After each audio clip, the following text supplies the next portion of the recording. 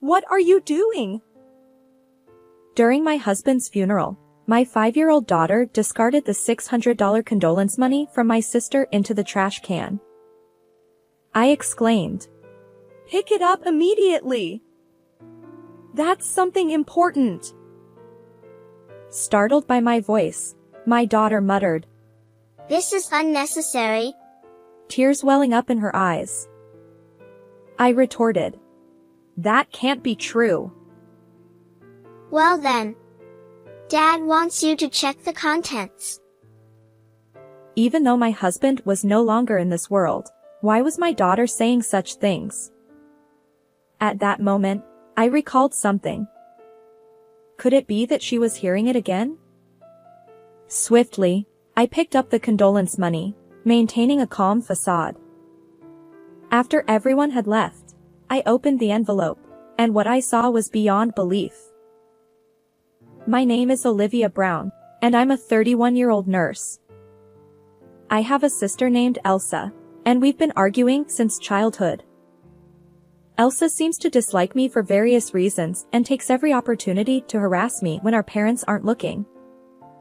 I remember once asking her for the reason behind her behavior, and she replied, "You took Mom and Dad away from me." Our kind parents treated both of us equally, but it seems that wasn't enough for Elsa. Despite the constant bickering, things changed when I was 25. I met Richard, a pharmacist, through work connections. Our relationship blossomed smoothly, and we eventually got married and had a daughter. However, Elsa didn't approve and started contacting me just to make snide remarks. "He seems shady and untrustworthy. Definitely going to cheat on you, right? You should break up." Not only did she criticize me, but she also insulted my husband, Richard. Frustrated, I stopped answering her calls. But then she bombarded me with an avalanche of emails. Even after our daughter was born, the stress of parenting made me feel like I was on the edge. Avoiding my sister as much as possible, I visited our parents' house one day. To my surprise, Elsa, who rarely came home, was there. Ugh, I don't want to deal with this. I thought I'd finish my business and leave quickly. Little did I know that my sister had something devious up her sleeve. "Did you receive my gift?" With a wicked smile, she whispered from behind. "Huh? What are you talking about?" "I sent something nice for your daughter's 5th birthday." "Oh, really? Thanks. I'll let you know when it arrives." Seeing my cautious response, Elsa looked satisfied and muttered, before leaving the house, "My condolences." Wait, what does she mean by that? Then, my husband called me. Elsa sent a package. It seems like a birthday gift for Emma. Huh? She hasn't sent anything in the past 5 years. Richard was right. My sister had never sent anything for Emma's birthday or any other occasion in the 5 years since her birth. But there was something unsettling about Elsa's recent behavior. "Feel free to throw it away if it's something strange," I told my husband. He opened the package and said, Looks like fancy pastries from a famous bakery. For a moment, I thought I was overreacting, but something bothered me. Would my sister really send such treats to Emma? Lost in thought, I remained silent, listening to the voices on the other end of the phone. My husband scolded Emma. Give it back. And then Emma's high-pitched voice chimed in. "But I can't eat this. It'll upset my stomach." My husband insisted. That doesn't mean you should throw food in the trash. Meanwhile, Emma continued to sob, repeating, "But..." Upon hearing that conversation, I exclaimed in a loud voice, "Richard! Wait!" And shared Emma's story with Richard. Initially skeptical, my husband seemed to sense something as he listened to my account. He apologized. If you insist, I'll check the suites in my office. Sorry for getting upset. Emma's mood improved after his apology, and she cheerfully added, It's okay, but usually, I take good care of my food. Hearing their conversation over the phone, I felt relieved and ended the call. Later that night, Richard revealed an astonishing truth. When I had it checked at our university hospital, the pastries turned out to contain a potent laxative. I gasped. Are you serious? Someone must have injected it without opening the package. I shuddered, thinking about Emma potentially eating them. Richard reassured me. We didn't notice anything. Emma's vigilance saved us. Agreed. If my sister sends anything else, let's dispose of it without opening it. Filled with fear and anger at Elsa's abnormal behavior, I immediately contacted her. Why did you send something like that? Oh, it arrived safely. How was it? Impressive, right? What do you mean? I didn't eat those pastries. You've gone too far. Realizing her plan had failed due to my words, Elsa muttered, Honestly, you've always annoyed me. You should become even more miserable. Then she abruptly hung up the phone. Is she planning to harm Emma again? Terrified by my sister's words, I discussed with Richard and decided to prioritize our daughter's safety by adjusting our work schedules. Our days were far from happy as we lived cautiously, unable to go out on weekends and keeping the curtains drawn day and night. Whether Elsa knew it or not, she hadn't sent a single phone call or email, leaving me wondering if she'd given up entirely. And in the blink of an eye, 4 months had passed since the pastries incident. On a hot summer night when my guard had slightly lowered, I murmured to myself while putting Emma to bed. Lately, Elsa has been quiet, and our days are peaceful. Just then, my phone rang loudly, and it was the hospital calling to inform me that my husband had been rushed to the emergency room.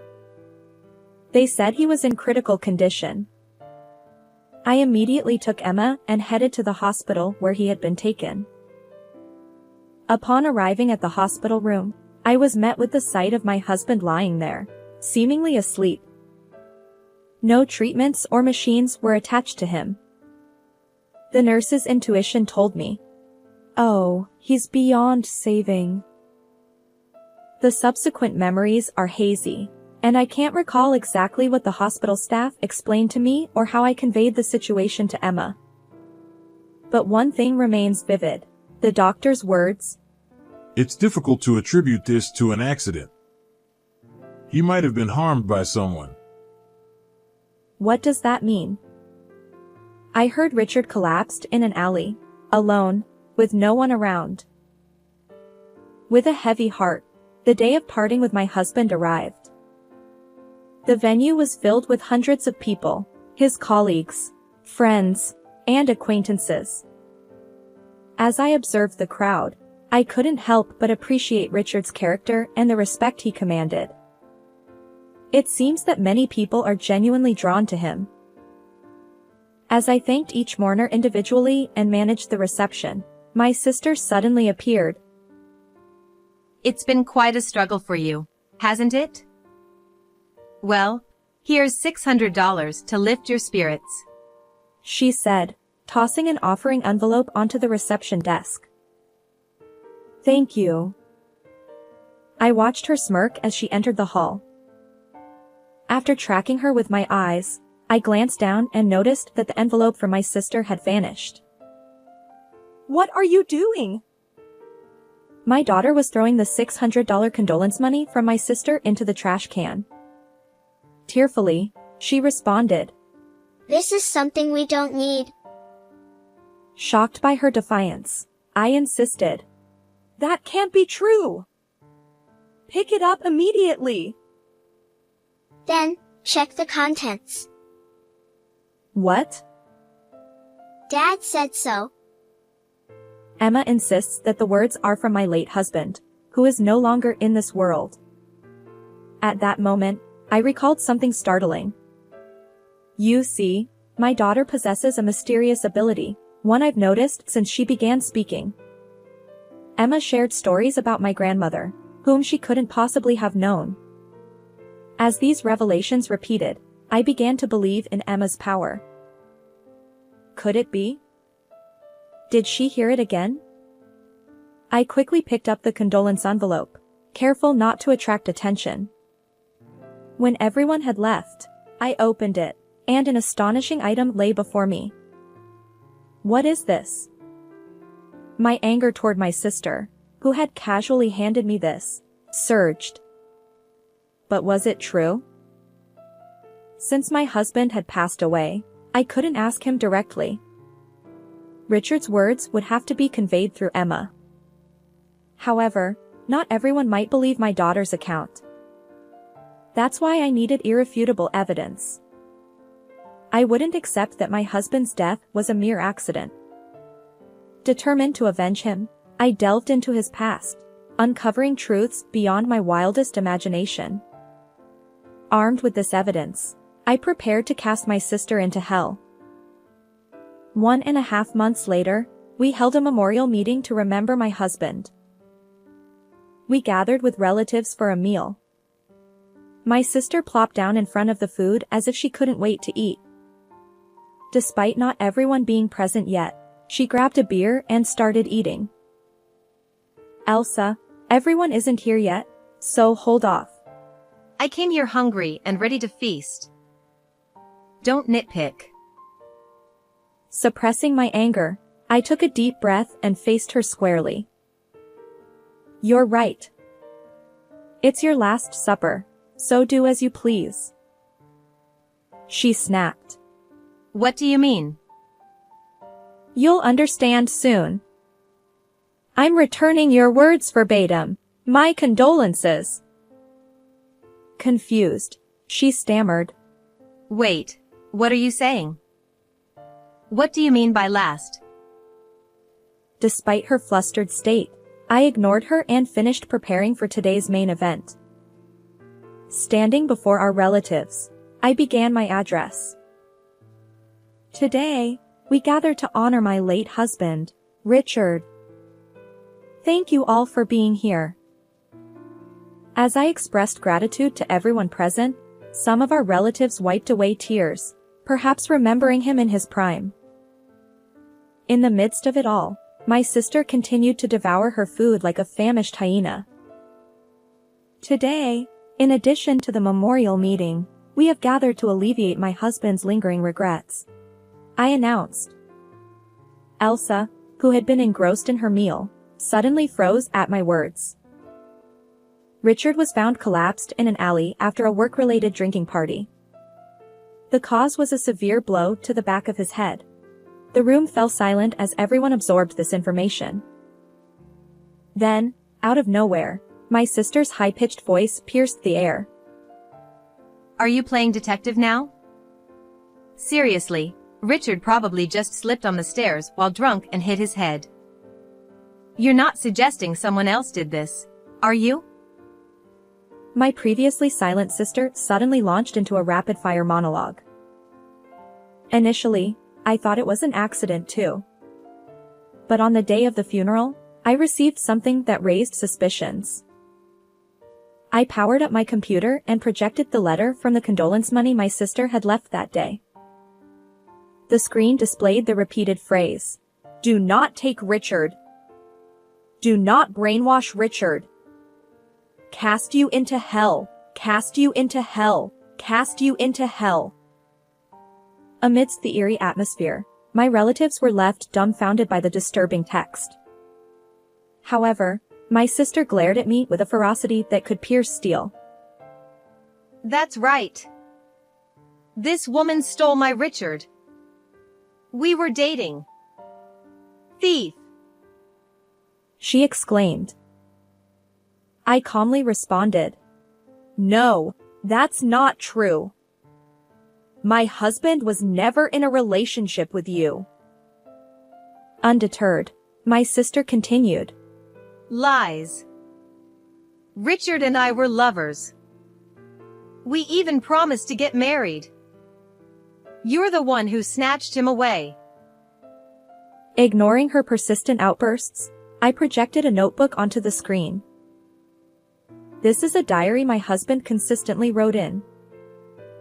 Whether he had a cold or returned home drunk, he faithfully recorded something in this notebook every day. And your name appears repeatedly in this diary, I revealed. The room buzzed with speculation. So, were they really involved? But my next words silenced them once more. Elsa engaged in stalking behavior toward my husband. With that declaration, I opened the actual pages of his diary, revealing the truth to everyone. According to what was written, it seems that my husband has been stalked by my sister, and he has been trying to handle it on his own without causing me any worry. He apparently asked colleagues and friends not to mention it to me because he didn't want to worry me about the troublesome person who posed a danger. You're lying. You're the one who took him away. He belongs to me. Admit that you're at fault. Come on. Richard told me about this. Huh? What are you talking about? Emma has a mysterious ability. She can communicate with the deceased. Upon hearing these words, my sister and everyone present exchanged surprised glances. The reason I decided to look at my husband's diary was because my daughter had informed me that Richard had said Elsa was stalking him. Wait, are you kidding me? She has psychic abilities? Creepy. My sister burst into laughter, then turned to Emma and spat out. Disgusting. Fed up with her behavior, I confronted my sister. Who's the creepy one here? You relentlessly pursued Richard and then sent him to the afterlife. Wait, what? What do you mean? You seem quite shaken. Well, of course. You suddenly dropped that bombshell on me. As the tension rose among the relatives, I glanced at them and then returned to my computer, playing a certain video once more. That was a recording on my husband's smartphone of a conversation when my husband was summoned by my sister on the day he passed away. He felt in danger, so he secretly recorded the video to avoid alerting my sister. Additionally, the video clearly captured Elsa pushing my husband down the stairs. No, no! Stop it! Delete it! This is evidence. Why? His phone was shattered. How? My husband's phone lay broken next to him, the screen shattered into pieces. However, somehow, the data inside was recovered. I thought there was no way it would be discovered. At that moment, my daughter Emma arrived and playfully tapped my sister's shoulder. Aunt Elsa, ever heard of what goes around comes around? If you harm others, it'll come back to haunt you. Dad says so. Clearly, everyone around was surprised by the words that a 5-year-old wouldn't normally use, and my sister, finally believing in my daughter's abilities, began to tremble. I just wanted to take everything away from you. I apologize. Please forgive me. With a tear-streaked face, Elsa clung to my feet, but I forcefully pushed her away.